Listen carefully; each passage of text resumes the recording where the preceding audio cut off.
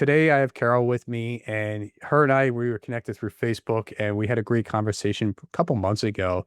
And I loved how you were talking about leadership and everything that you had to share with me for those brief few, about 20 minutes or so that we spoke. And I wanted you to come on here to share a part of your journey because I found it kind of interesting how you kind of got involved with the whole leadership and what you created as well. So I would love for you just start off, Carol.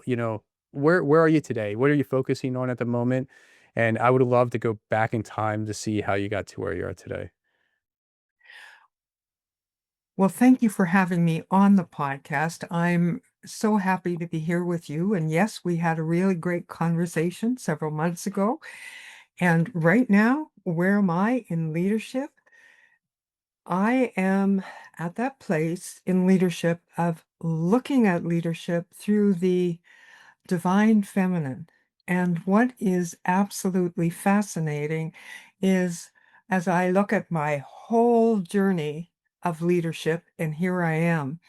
And when I look at the divine feminine, that is in the process of rising and stepping up into its place of authority. And that I don't mean over anything, it's really its place of alignment. And we are at that place in time where it's that alignment between the feminine, the divine feminine, and actually the divine masculine. It's about how do we move forward from 2026, supporting each other. It's not about one being subservient, the other being dominant. It's about being in alignment. And that's been quite a journey to get to this point. When I think about, going back a year or two, or maybe even more, of when my dad said to me one day as that little 5-year-old, "You need to learn about leadership.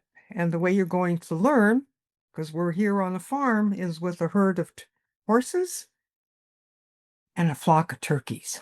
Mm. Yeah. Do you ever led turkeys?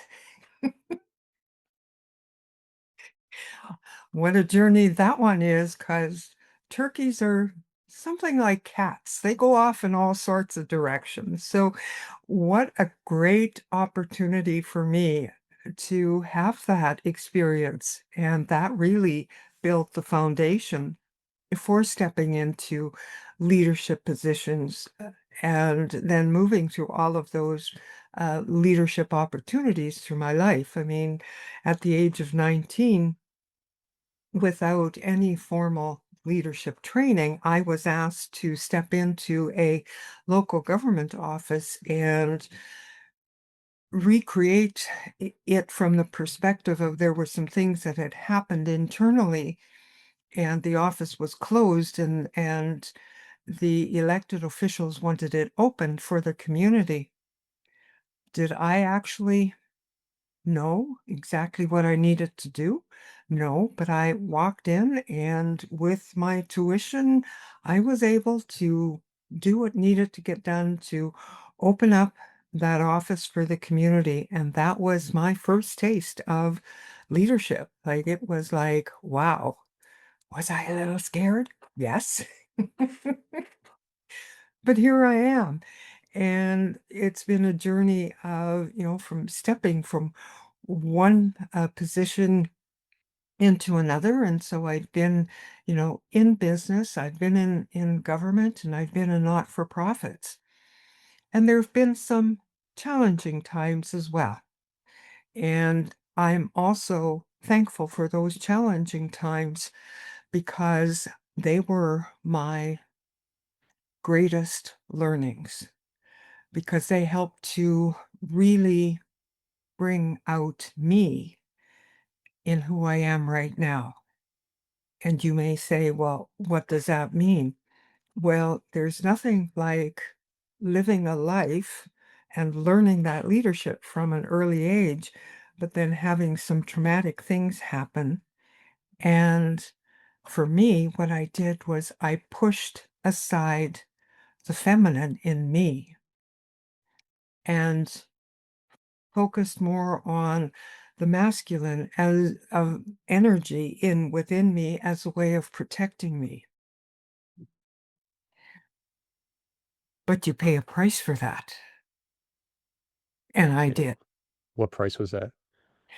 That price was that one day, as I was driving, I was living in the Yukon and I was driving from Dawson City to Whitehorse, which is a 500-kilometer drive. I completely disassociated myself. Don't ask me how I stayed on the highway. I haven't got a clue. But after 300 kilometers, I come out of that disassociation, totally panicked. I had no idea what this brown thing was in my hands. I didn't know where I was, and I couldn't have even told you who I was. And I was able to somehow or other calm myself down. But then when I got to Whitehorse, I called my doctor. And those words from my doctor have forever stayed with me. And her words were, Carol, if you don't deal with this right now, I'll make you deal with it. She said, you're in full-blown burnout. You can't live a high-stress life like you've been living all of your life to this point. Your body's giving out. Mm. So really and truly, that was a huge turning point for me because in, I don't know, 20 seconds, my life flashed in front of my eyes. And it was either you shift and change, or you are going to slide down an incredibly dark hole. You're already sliding down it. Your mental health is in tatters. Your physical health is in tatters. Your emotional health is in tatters. You're not really in a place of being able to take care of yourself, let alone your children, and they need you.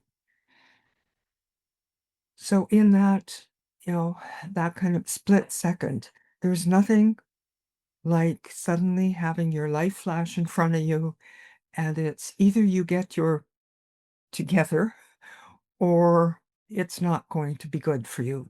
So that shifted my life and really began the walk for me in discovering who I was, in really discovering kind of the naked truth of who I am. Mm. I can look back at that now and be incredibly grateful that I had that experience and had those experiences. It wasn't so great at the time. In fact, to put it bluntly, and you can edit this out if you want, it was downright shitty and scary because I was having to really look at who was I and what had me stepping into the relationship that I stepped into that was violence filled. Like, I had some tough questions to answer. And yeah, it was a tough road, but here I am. And I'm thankful now that I had that journey. So that's me in sort of a nutshell. Yeah, that's a lot, and I'm glad you shared that. So I just want to expand on that just a little bit more, so I can kind of understand. So you were in your masculine. Is that how? Is that am I correct there?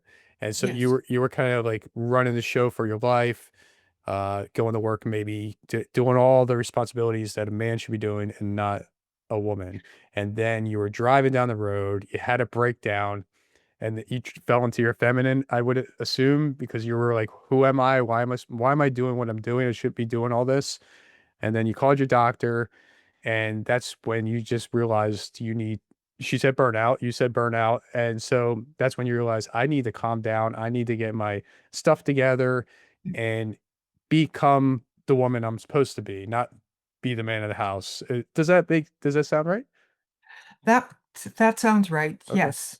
Okay. Yes, absolutely. Because in that masculine, what I took on was that I needed to show the world that I could do it all and I could be it all. Well, guess what? You can be it all without having to give up who you really are. I mean, we are all made up of the feminine and the masculine. You know, I have more feminine than I have masculine. So, can you imagine what I was doing to my body? Like, really, really doing a number on it. Yeah. And it just finally said, "Not playing the game anymore, Carol. Either you pay attention to us or guess what?" So, yes, that was me. So luckily you had that moment. You had that pivotal turning point where you experienced that. Because I'm sure there's a lot of women and men too that are stuck in the opposite polarity, right? Their energy, and they need to come back, but they don't have that. They don't have that awakening, that moment where they can go, "Yeah, I should be doing this." So you had that, but what did you do after that? So you called the doctor and she told you, "Hey, I'm gonna take care of you if you don't do it yourself," right? And so, what was that? What was the next step for you to start changing things? Well, the next step for me was to take time for me. And as the doctor said, you need rest right now because your body is screaming loudly. So what I did was, with the doctor's guidance, was took a leave of absence from my dream job and just began to really decompress. And that sounds easy. And for those who are listening to this podcast, it's it's not quite as easy as it sounds. And for anybody who's been there or feels like they're burnt out, because it's suddenly your whole life is like a movie playing before you, and there's a lot to release. For me, there was a lot just of emotions that I had not dealt with, and they were all coming to the surface. To help me with that is I sought out a variety of different professionals and different modalities. And the way I did that was actually early on, I began to pay attention to what my body was asking for. And my body had a really loud voice. It actually still does when I don't pay attention to it. Yeah. And my healing and my releasing of the energies that no longer served me, of, the emotions and feelings that I had literally more than tucked away, that I had stuffed down. They began to just bubble up to the surface. And yep, through a lot of tears, through talking, through energy work, and just allowing my body to decompress, I began to heal. And one of the ways that I also helped me was that I got back in to public speaking. And you're going to say, well, how in heaven's name would that have helped? Well, what it did was it made me stand up in front of people and to be able to talk, not necessarily about, everything that happened, but I had and have a gift of speaking, which I had started to do at the age 11 when I entered my first speaking competition. And I have a way of words, and with words, when I stand in front of people that actually inspire people to, do their own shifting and changing. And sometimes I'm not even sure of the words, it's like I'm given the words to speak. So that helped me to gain confidence and rebuild the confidence in me. And I'm still doing public speaking, and I loved it. It's much more structured these days than it was then. But as well, it was also a time for me uh, to ask for help. And that goes to your listeners, whether you're the feminine or the masculine. It's very okay to ask for support. And that was a big one for me. What do you mean? Somebody would actually help me? And the answer is yes, someone will actually help. Yeah, we just had difficulty of asking for it. Yes, Mhm. yes. And quite frankly, asking for help and support is not a weakness. In fact, it is a strength because by asking for help, you are recognizing that we're not meant to walk alone. We are meant to walk, in partnership or, however many it might be in a group. And because of our humanness, we're also all about connection. And connection helps us to move forward. So really asking is it's a beautiful thing to do. And so to your listeners, you're needing support, I encourage you to reach out and ask. People may be surprised when you do that because you've never done it before, but generally they will step up and say, "Yes, how can I support you?" Right. Yes, Yeah, we all need that. We all need to do that at some point in our lives, reaching out for help. And we also have to be the person to give the help, right? So yes. whenever somebody, yeah, and even if you can't help them completely, hopefully you can, pass them along to somebody else that could help them move forward. Uh, you touched on a lot of great points already. I just want to. So you mentioned leadership, and then you mentioned masculine and feminine. But so when you say that, are I think like in the workplace, right? That's what I'm thinking right away. So is that what you're kind of talking about, or like your real life example was you could have been the leader, your leadership was playing at, you should have been a woman, but you played the leadership role as a man in the masculine, right? And so are you talking about both scenarios? Yes, I am, Okay. because as a naked leader, if you don't lead yourself, you're opening the door wide open for someone else to step in and lead you. And I mean, in my situation,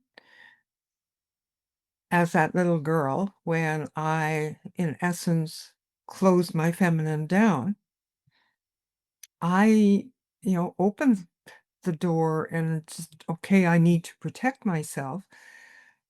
But in, just thinking about that,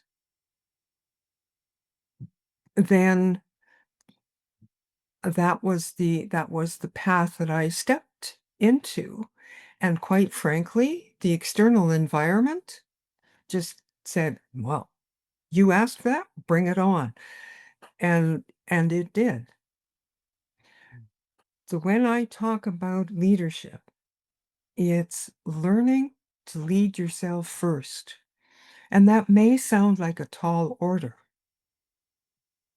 but quite frankly, if we don't understand who we are, if we are moving forward based on conditioning and programming and culture and community with everybody else's thoughts and processes and views and opinions, and we don't know who we are, then the world is going to lead us. So, through my eyes, naked leadership begins with me and it begins with you. And when you lead yourself, then you take that into the bigger arena.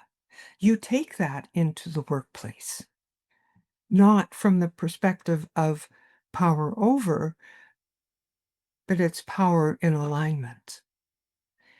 And that really is a new adventure for everyone as we move forward. Yeah. It's in some ways it's like a new mystery, and yet it's also at this time where we're all being asked to really have a look at who we are. And what I will also say is when I talk about the authentic leader, it's like we think that we have to learn to be authentic. Well, what if? What if? Imagine if you just take away the barriers that you have placed in front of you and around you, and you begin to allow you to step forward. Just imagine that. That's the authentic you. Yes, that's the authentic resilient you. That's the authentic vulnerable you. But it's you. No more masks, no more barriers. It's you really claiming that inner power that you have. And each and every one of you, as well as me, has it. Is it a little scary? Yes, but that's okay. That's very okay. That's what makes it exciting. Yeah, that's a lot. That I love how you shared naked is it naked leadership? Is that what you how you Yes, okay. yes. And is that because from what I understand, is because you don't know if you should be your masculine or feminine? Is that right? Well, yes, but naked leadership also, there's a qualifier I put on that. Mhm. And the qualifier with naked leadership is you get to keep your clothes on because naked leadership is all about the inside. It's going in and having the courage to have a look at who you are, to have a look at your patterns, your habits, the behaviors you've put in place to survive this or that, or behaviors you put in place to deal with issues when you were going through school, and you've perfected them down to a T, and you have no idea how they are impacting others around you. So it's all of those things of, looking at as well, what do you, here you are at this point in your life, what do you value? And are you living in alignment with those values? Mhm. I just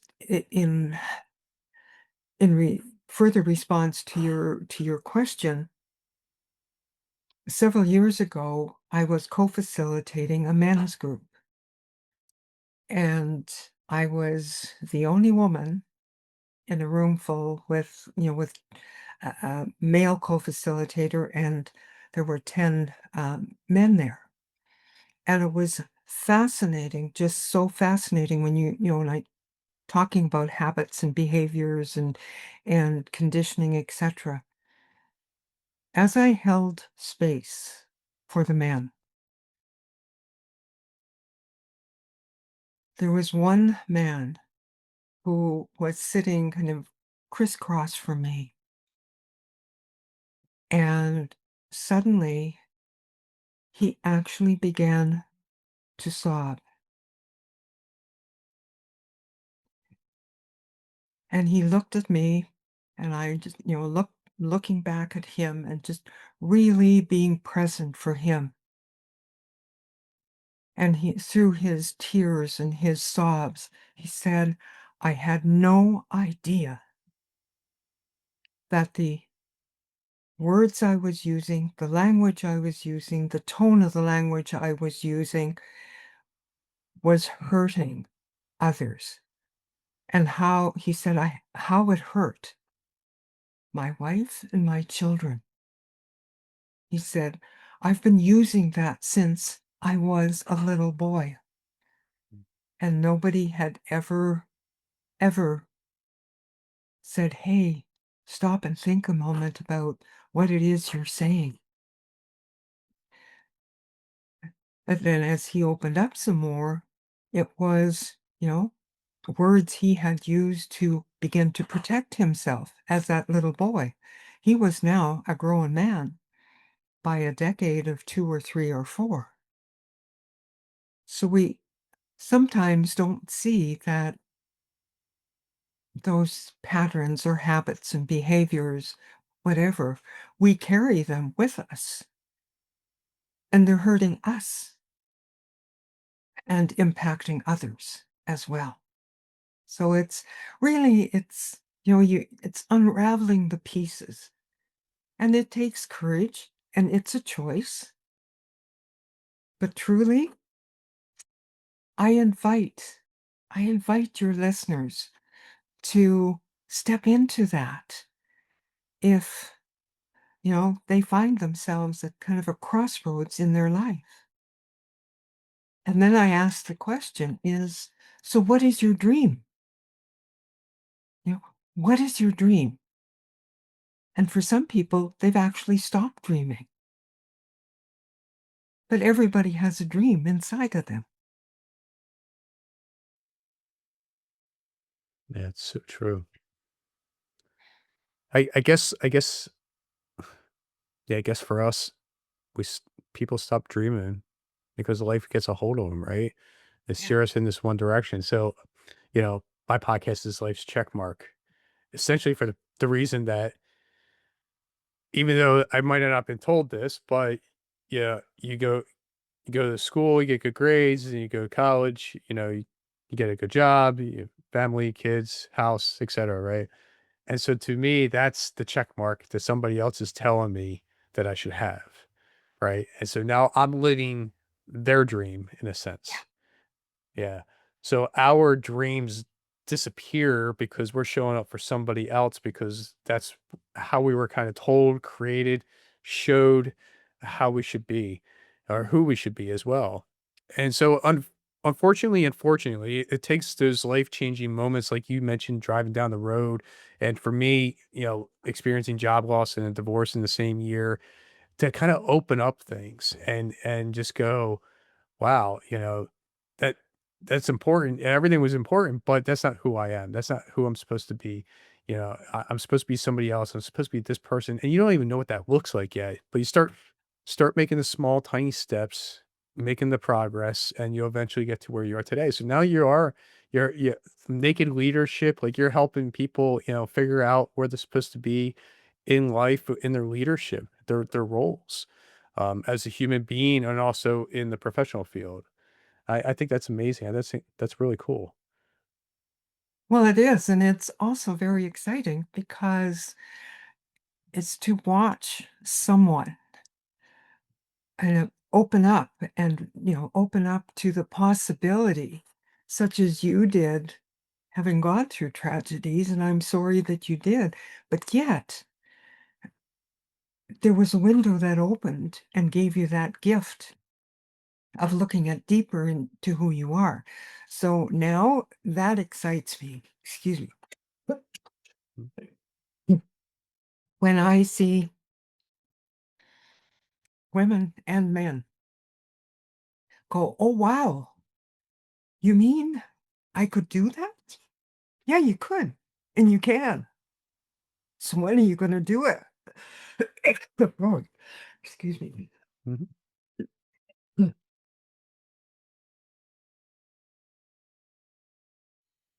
And I just see just such wonderful things happening with people.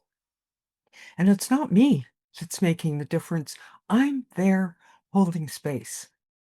I'm there being a guide, or as I like to call myself these days, a narrative disruptor. Mm.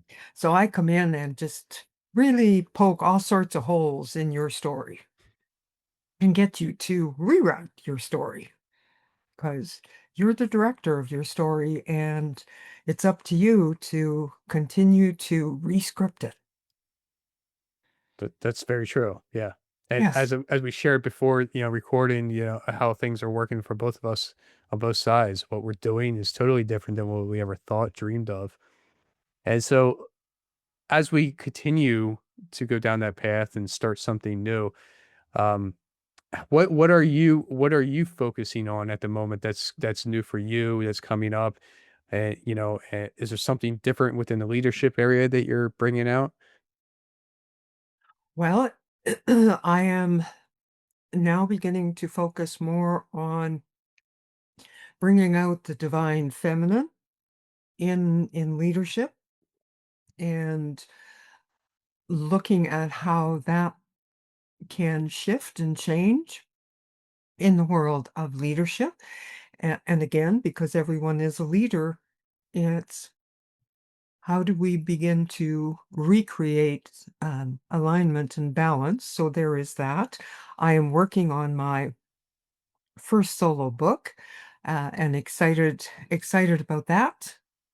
And actually, just a little terrified too. But that's It's cool. Yeah.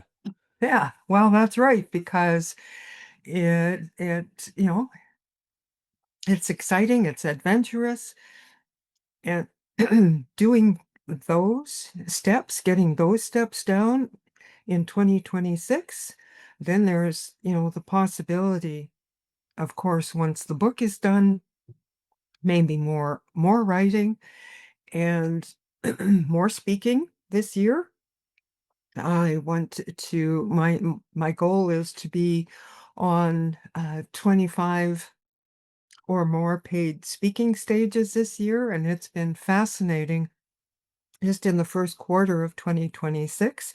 The other day, I did a spreadsheet up of all of my speaking points to the end of March, and I had done 21. And I thought, yeah, I know it was a busy time. I just didn't realize it was that busy, and that was really very okay because the more that I speak and connect with people, the more that my message gets out and the more that their message gets out. And, it's really, we do that through connection and the domino effect because here you and I are on your podcast. Others will be listening to your podcast. And so you and I, at the same time, we're touching other people's hearts. And that really is what it's all about. Yeah, I agree completely. That's why I do what I do, and that's why I love having people like yourself come on and share, something about your journey. So hopefully it reaches that one person. Uh, I I'm just curious. So you know, divine feminine, and so you're working on that, right? So what does that look like? Is that you, for example, when you had that meltdown and you found burnout? Was that you kind of finding your divine feminine at the time? Is that what you're talking about? Yes, that's what Okay. I'm talking about. All right. So you're taking people, women, I would say, to find their divine feminine. And so Yes. are they most likely playing the role as a man in their masculine now, and you're going to try and get them to go back to who they're supposed to be? They may very well be playing the role of the masculine in, let's just say, in the masculine dominant workforce, Mhm. because that's just how it is at up to this point. And through my eyes and my being in service to them, it's really to help them regain their feminine and regain some equilibrium in their life because we have, um, women who, whatever role they are in, and quite frankly, even, look at the roles that men have stepped into as well, but they may be out of alignment. And when you're out of alignment within your own body, you may very well have health challenges. Work may feel overwhelming. Demands of work may feel overwhelming. And we have many women in construction, in healthcare, in, you know, firefighting, in police services that are there to help as well as the men, but are where are their energies at? In and how are they, in essence, being accepted into that arena? And then, you have the corporate world as well, where, the feminine may feel that in order to climb the corporate ladder, they have to be more masculine, and they're exhausted. And you could have men also feeling similarly that they're in roles that, yes, they're, say, moving up the corporate ladder, but there's something off because they're off internally within who they are, if that makes any sense to you.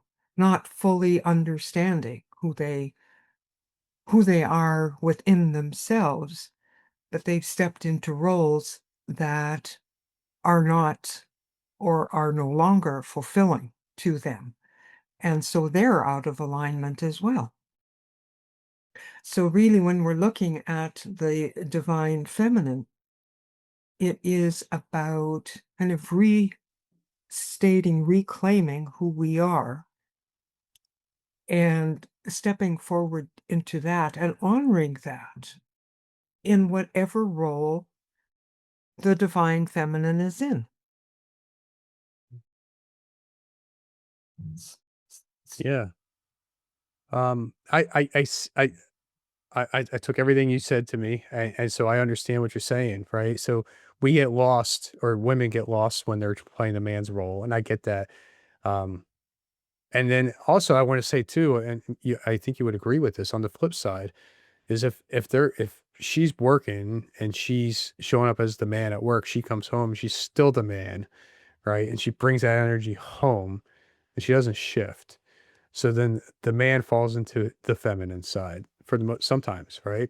Otherwise, you're gonna be headbutting, right? And so I know there's some exercises and some stuff that is recommended that you can kind of okay leave work at work, right, and bring home, and now you get to be yourself. Go ahead. It looks like you have something you want to say. Yeah, I hear those sayings, those cliches, but through my years of experience, what goes on at work, yes, you'll bring it home. You can make all the statements you want of, when you close that door, it's you're leaving it there. Mhm. But if you're leaving it there, then what is it that you're bringing home? Are you bringing an empty shell home? Whether you're the feminine or the masculine. And when you come home, and the question is, who are you in the roles that you're playing? And however you're playing them at work is generally how you're going to play with them at home. And it's the same as however you play with them at home, you're going to play with them at work. Otherwise you're a Jekyll and a Hyde. S- So truly, through my lived experiences,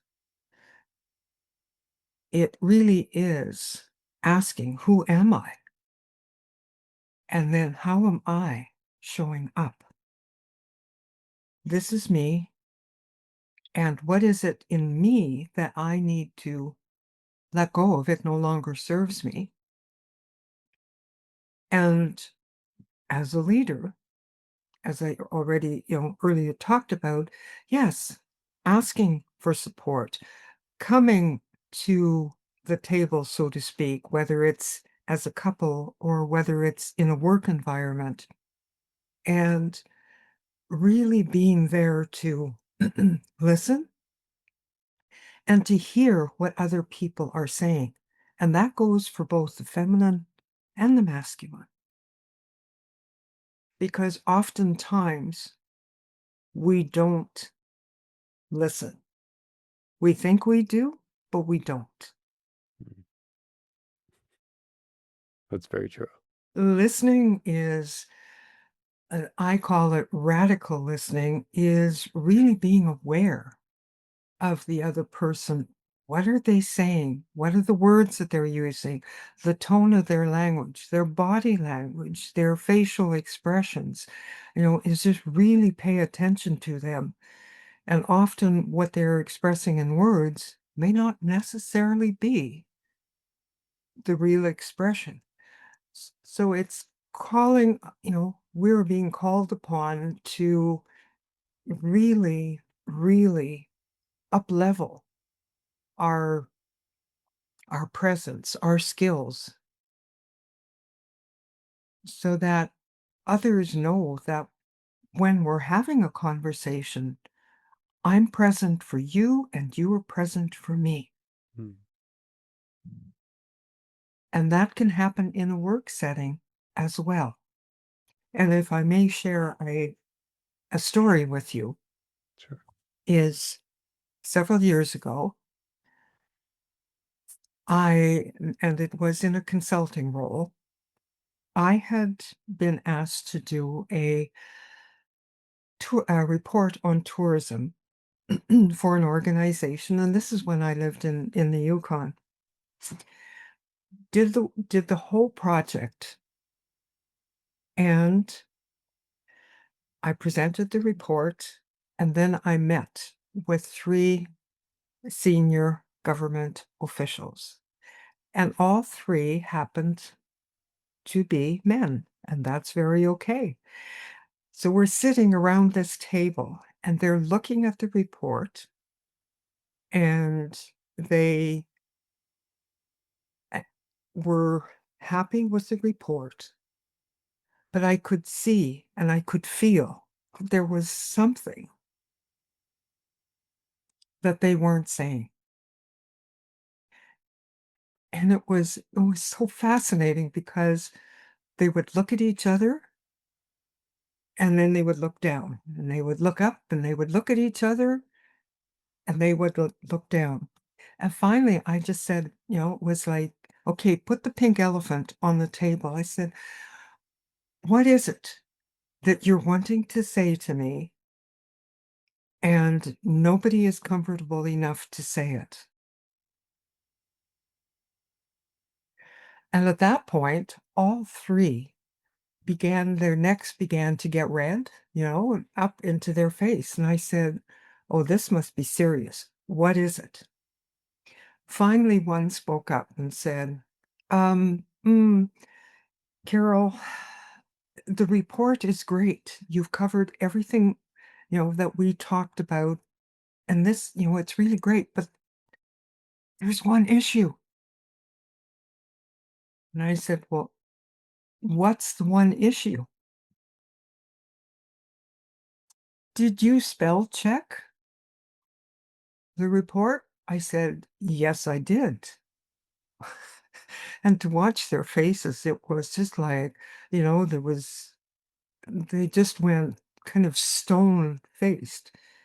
And I said, okay, what is it in the report that if it's spell checked is not correct? Hmm. And it was one word. And that one word happened to be the word public. I had misspelled it. I deal with soft sounds dyslexia.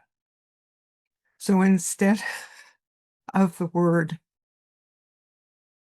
public in the report, I had typed the word pubic. Mm, And yes, I'd read the report, but the eye, with with the dyslexia, the eye read it as public and the brain read it as public.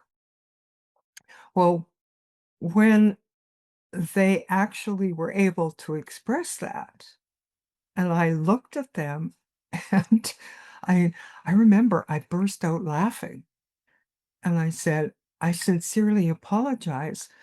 I yes, I typed that and I didn't realize that I had typed pubic instead of public. I read it and reread that report, but I did not catch that, so because I deal with soft sounds dyslexia.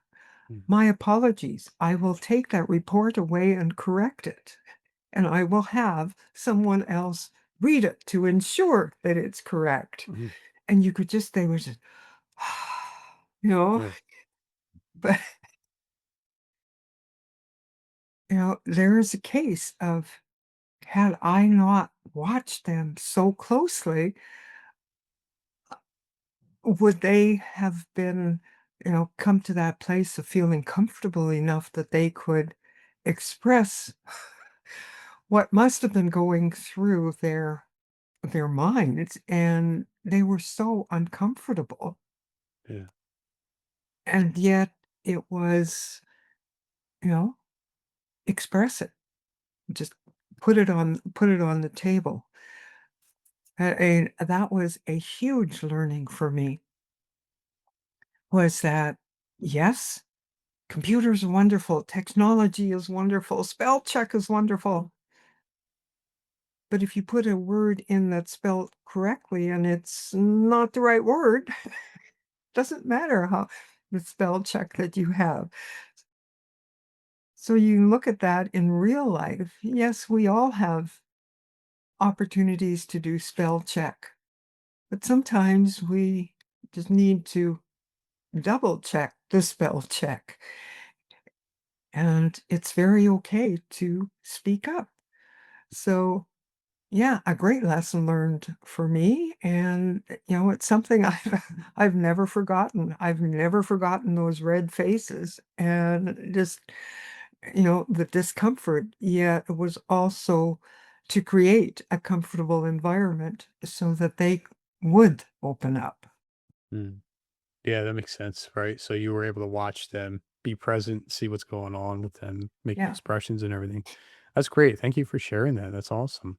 So, what's the best way for somebody to connect with you, learn more about what you have going on, your leadership, and everything else like that? Great question, and thank you for asking that. People can connect with me on my website. In fact, if a listener, that's listening to the podcast would like to spend 30 minutes with me on just discussing what is their dream, reach out to me on my website, which is carolmetzmurray.com. Or they can find me on LinkedIn as well at Carol Metzmurray. Reach out. I would love to have a conversation. That's awesome. Yeah, and definitely take advantage of this, whoever's listening or watching this, because it's definitely gonna be well worth it, right? They'll get to connect with you, learn more about the leadership, and hopefully find their divine feminine or maybe masculine, whatever that route that Yeah. that is for them. What are I have one question. So, what are three key things you've learned and used along your journey? Three three key things that I have learned is one is live from a place of courage.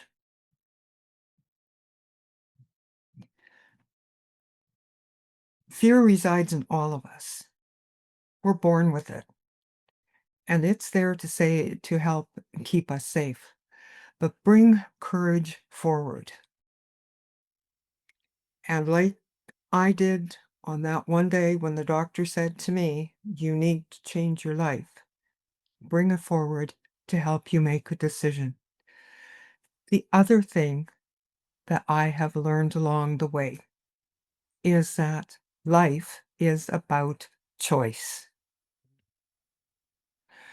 You have choice in how you live your life. Your external environment is an indication of your internal environment. So, who are you as that leader of you? Be the leader of you and be the leader of leaders. You know, that to me is just so, so critical. And the third point, I want your listeners to remember that we are all about connection, and it's to connect from the heart. Awesome. Yes. I like it. Yeah, I like all 3 of them. Well said, and I love how you expanded on them just a little bit, so everybody understood too. So, Carol, I am truly blessed that you were able to jump on, share your journey. Um, I'm sure just a little bit of it, right? So, if we went down those few areas and you Yes. expanded on that, and I appreciate it. So, thank you for coming on, and hopefully this reaches that one person that needs to hear it so they know they're not alone. Well, thank you so much for having me on your podcast. It's been so wonderful again to spend time with you. You have a gift of asking the right questions to get the conversation to flow, and that is so critically important as we move forward and we engage in what I would say meaningful, deep conversations as everybody begins to shift and realign who you are. So thank you from the bottom of my heart. And I walk away feeling very connected and I'm feeling very complete. So thank you. Oh, you're welcome. Thank you. I appreciate that. Thanks for everything.